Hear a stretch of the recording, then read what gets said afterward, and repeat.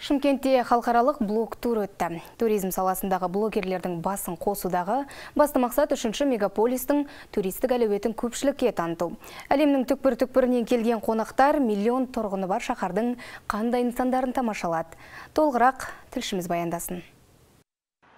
Жыл сайын ұйымдастырылатын блог-турдың биыл ауқымы кеңейген. Ұйымдастырушылардың айтуынша, былтыр Шымқалаға ТМД мемлекеттердің өкілдері ғана келсе, биыл бұл қатарға Әзербайжан, Түркия, Үндістан елдердің тревел блогерлері қосылған. Олар әуелі қала маңайындағы көне ескерткіштермен танысты. Олардың қатарында көне Сайрам қаласының орны, Ибрагим ата, Қараша шана, Хызыр ата кесенелері бар. Одан бөлек туристерге қаладағы ең алғашқы әрі ең үлкен сауда орталығы Қырғы базар таныстырылды. 300 жылдық тарихы бар базар сауда-саттығы қайнаған Түркия елінің туристеріне ерекше әсер қалдырды.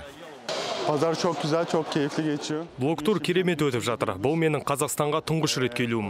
Мұндағы сауда қатары Түркия базарларына қарағанда кең екен. Қала маңындағы тарихи нысандар да ұнады. Біздің елдегі орта ғасырлық нысандардан кем түспейді. Енді Астана, Алматы, Түркістан қалаларын көргім келеді.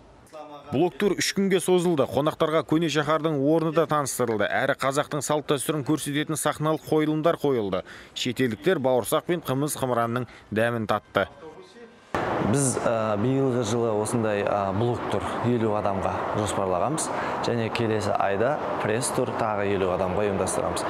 Міндеті біз әр мердігер компанияға 20-ның оның ішіндегі шетелдік өкілдер екенін біз міндеттейміз. Енді себебі шетелдік болғанда да жаңағы әр ел, әр Европа бір емес, жаңағы әлеуетті осы елден турист келеді. Немесе осымен жаңағы тікелей әуе рейстері болса ғана, мысалы ол. Ұйымдастырушылар келесі жолы блог-тур аясын кеңейтуді жоспарлап отыр. Олар Біріккен Араб Әмірліктері мен туризм саласы дамыған Еуропа елдерінің саяхатшы блогерлерін шақырмақ. Бағдаулет Анарбай, Дархан Балғынбек, Түркістан 24.